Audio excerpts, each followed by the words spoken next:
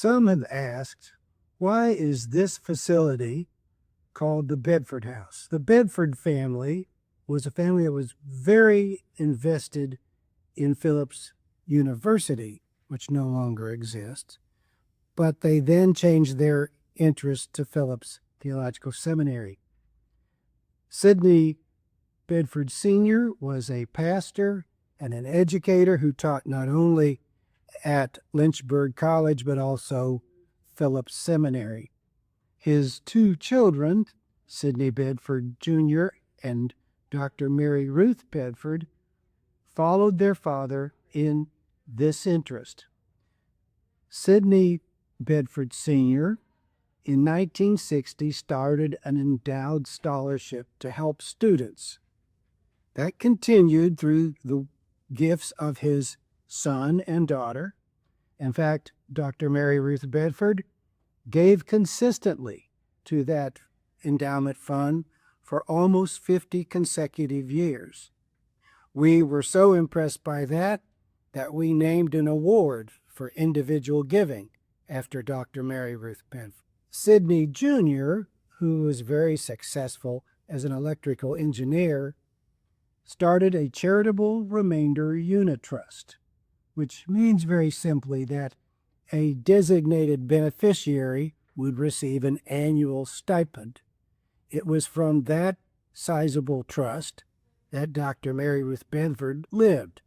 The two of them lived in El Paso until his death, and until her death most recently on December 13th, 2024.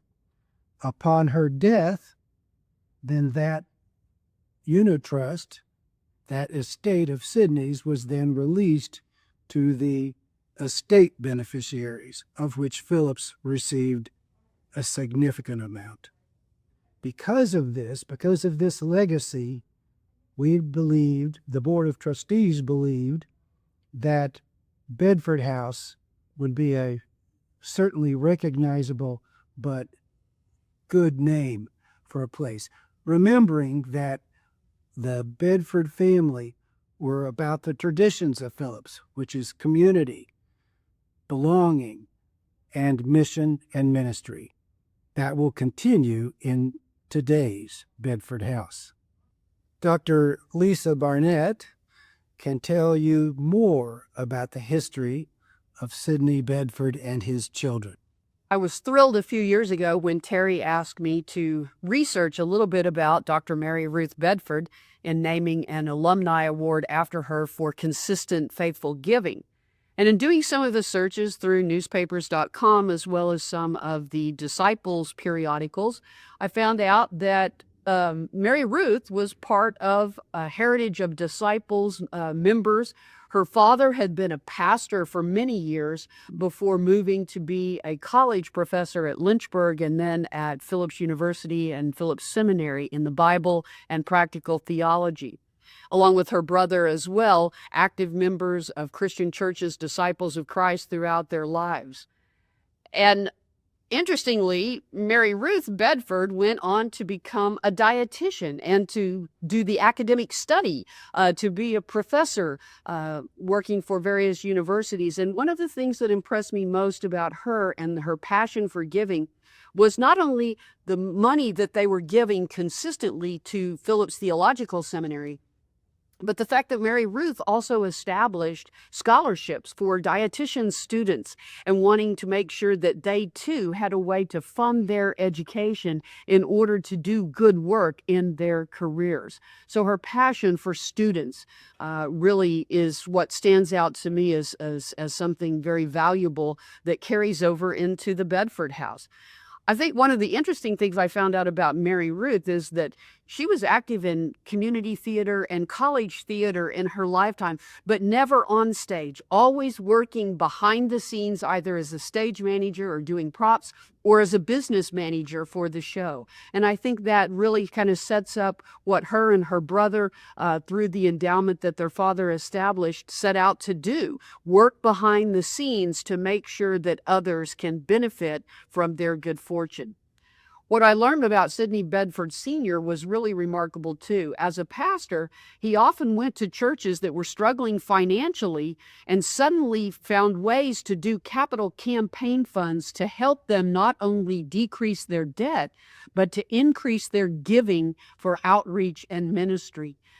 And again, those are values that we have in place here in our advancement office that I think carry over to our concept of the Bedford House as a place for community, for students, and for those serving the church.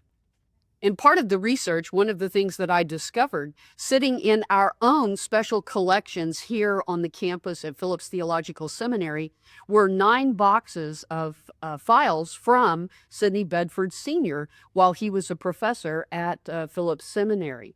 And so I turned to our new archivist, Philippa Rossman, to see if she would help me go through those boxes to find out what might be a part of his collection, what we might be able to learn from him in order to help curate a special display. And Philippa has taken careful time to go through all of those boxes, to divide content up, and then to select a few items from some of my research as well as some of what was contained in the archives to put together this wonderful display. So out of the 9 boxes of material, the archive material that we have, these 2 pieces directly came from the archive.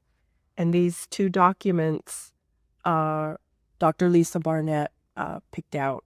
This piece, it's about a 9-page document, and my understanding, it's outlining some philosophical ideas that Professor Bedford had.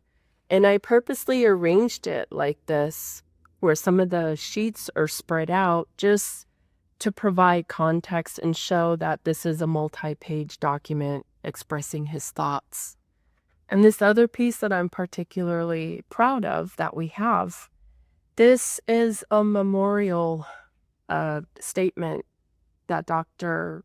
Bedford wrote honoring his wife and their 43-year marriage. And since we didn't have an image of the wife, I just feel like his mentioning her and this essay represents his wife, and I'm glad that the whole family as a unit is represented within this display.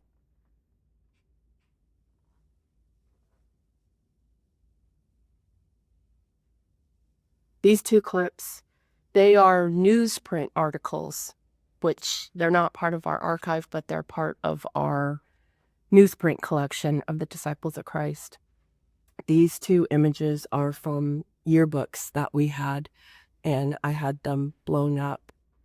And these 2 items, they were scanned documents that were sent to me, and I blew them up. And I also affixed a color picture onto this little piece just to give a little more clearer view of Sidney Bedford Jr.